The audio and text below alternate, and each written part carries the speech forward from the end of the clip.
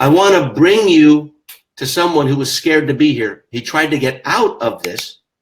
His primary language is Portuguese. He's a case study. And on his card, when I asked him, what scares you? Because he's a coaching client, 100K. He's paid a lot of money. I want him to be inspired and motivated and influenced to do stuff. Tried to get out of it 2 days ago. And my whole team got on him. 3 people who love him. And as a result, and love means we want to expand him. Fear means we contract. When someone fears you, they bully you and they want you to contract because they fear you. But when you love someone, and love not in romantic love, just love as an expansion, as in loving universe, without getting too woo-woo. I know I'm a marketing guy, right? But I smuggle the spiritual stuff, right? And I'm doing that now. Not so much because I'm telling on myself. But Phil's scare card was speaking in public, but in English, because his primary language is Portuguese. Now, he's written a book. He's a composer. He's a vocalist. And he's the one person in his family, like me with mine. There are no millionaires in my family. I'm the only one who's ever made over $1 million in my entire family. Mom, dad, but I'm the only guy who's ever made $1 million. How is that possible? Well, I don't know. Doesn't matter. It's not that important to them. But, you know, I do give back, and it's fun to give back, right? So he's me. He is me. Because he is getting out of the hole so he can pull his family out. Now, they're not that bad off, but it would be better if they were better. And he has a dream, and my hope is to assist him. And so his scary thing he's about to do right now. And he is going to speak to you in English. And whether you're reading it or listening to it or watching it, he's going to look at the camera. He's only had 1 trial rehearsal. He wanted to get out of it 2 days ago. We didn't let him because scary work pays well. In fact, it pays best. So Phil, introduce yourself. Tell your story about where you're from, what you do, and where you think you're going. The stage is yours. Hello, everyone. Well, the first thing I'd like to say is that the expectation caused me more fear than the action of doing that. And this is very weird because yesterday I was very nervous and now I'm okay. Well, the story is that I'm from Brazil. I'm from Florianopolis. I'm a musician, and I decided to write a book about 10 years ago. It was 2008. It had been 2 years since my band and I went separate ways, and I was looking for new possibilities by myself. My family and I had to move to another city that time because we were in a bad financial situation. And that time I didn't have the band I used to have. I didn't have a good computer to record my own songs. And what I had were thousands of books. So I decided that I could read them and then write a story about what I learned. And I used to listen to instrumental songs while writing. So I kind of, as a musician, decided to write my own songs and then listen to them while writing my own story. But then I got this idea of writing a musical, and I forgot the book. And in 2015, I finished the book, the CD.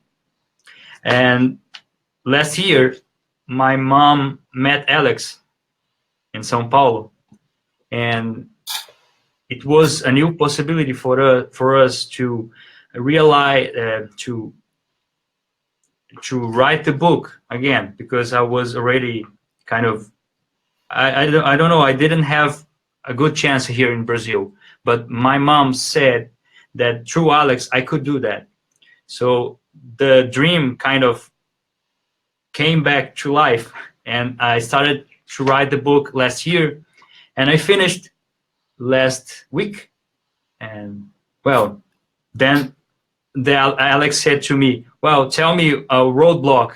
And I said, well, it would be, well, I'm afraid of speaking English in public, not Portuguese, because I already did the Dale Carnegie course, but in English maybe. And then I wrote down at the back of the card, I don't want to see myself as a bad speaker. And I don't know, I'm okay now. As I said, I was afraid more of the expectation than the action of doing that. I'm okay now. I mean, I don't know if I'm understandable, if I can speak good English, but I'm trying my best. So that's the thing that matters. And we're working together, and $100,000 US is a lot of money. Where did that come from? From the universe. I don't know. When my mom first met you, we didn't have, but we were working on and trying to find a way, and we found it. And this is a good chance for me, because I've been waiting for 15 years since I decided to be a musician. Actually, my whole life, because I decided to be a musician when I was 3. And so it's almost 25 years that I'm waiting for that. And when I met you, I decided that I should do that. I should risk everything, because this is what I believe. I believe in my work, and I believe in you.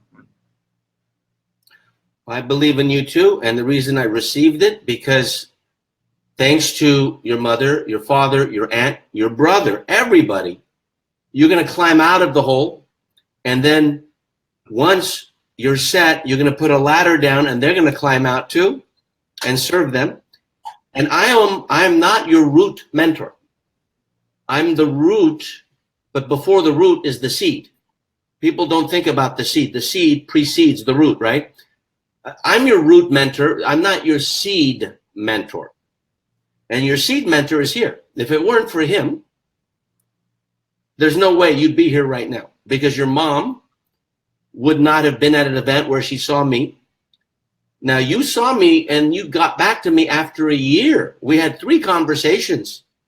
Yeah. And it took almost about a year to come back. So it wasn't instant, because the money came from a place that was unexpected. And I will say thanks to the blessing of your passed on father. And so now there's an opportunity. And when I'm mentoring Phil, I'm not mentoring him. I'm mentoring his whole family, because his whole family will see that difference. And I don't know if I will provide the change, but I know without me, there'll be less of a chance. And I'm glad he chose me, because I believe that I can assist him in the way I know how. Probably other people could, but I'm glad he chose me. And I chose him. Now, one person where we chose each other is my partner from Brazil, Leandro. And this is the first time he's hearing it, because he and I are speaking together as partners, and not just me speaking and having it translated. It's our 3rd year together. They say 3 is a charm. And the first year is like in a marriage, right? It's a little rocky. The second year is smooth. We're close friends. He came to Amsterdam to watch me train at the Guerrilla Business Intensive for 5 days. My most memorable times were upstairs in this beautiful view where he, Sandra, and I would just kind of sneak away from the students, and we were laughing, and we had such a great time. And so I consider him a brother from another mother. He'll be a friend as long as I'm breathing. But he has never heard this before, because most people haven't heard this before. Hopefully you haven't heard it if you're watching, reading, or listening. The reason I keep saying watching, reading, or listening, because this will be transcribed. This will have audio pulled from it. And of course, it's video. So I don't want to just say, look at this card. Instead, I say, look at this card that has 9-word email on it. Okay? That's why I say it, because it gets repurposed. So this is the first time Leo, and his name is Leandro, he's hearing this, and I want him to teach it in Portuguese, because originally I would teach and it would be translated. Well, I want him to be me, and I want to learn his material so I can do it in English, and that way the tide rises, and we're not two separate boats. We're in the same boat. So, Leandro, tell me your takeaways. We didn't rehearse this, but you invited, your Brazilian tribe. What are your impressions? What are your big takeaways? And more importantly, when you're done with that, what do you have to say to Phil? Because I bet you're proud of him. Oh, thanks, Alex. Takeaway, wow, a lot. I always do that. I always make notes, a lot of them. It is scary to speak in English. I remember when I had that for the first time. But with this, we gave 7 steps. I believe everyone that can follow that, they can do scary work. And then I think, even for me, I wrote here because I need to review my book. So Phil also inspired me because I've written my book already, I think 2 years, but I haven't published yet. So it wasn't in my scary card, but it's something that I have to do, and it will be done this year with your help. Now, that's a very good point, and I want to bring this up. I don't like to put a project on a scare card because it's too big. I like to put a task within the project. So what's the next task? You put that on the scare card as it relates to your book. And so the book can be like the bicycle hub in the middle, and then all the tasks can be spokes, right? And once they're all done, now you have a bicycle wheel, but you don't have a right to put the wheel until all those spokes have been actionized, they've actually been done. So just ask yourself, what's the next thing I have to do that I can do in a day to advance the book project? Instead of putting book project, because there's probably 30 tasks and 30 action cards that have unsupported beliefs. And this is why people don't do things, because they look at one big thing, they get overwhelmed. Overwhelm is not having too many things to do. It's not one big project to do. It's what's the next logical, prioritized thing to do to advance the project. You don't get overwhelmed when you go to Google, even though there's billions of websites behind it. I mean, there's a lot of websites behind google.com, right? But if you know what you're looking for and you do a keyword search, then you may get overwhelmed with the results, but you look at the first 10. That's why people want to be in the first 10, because it's less overwhelming than going to the 20, 30, 40, 50, and only researchers do that. So that's a very important point.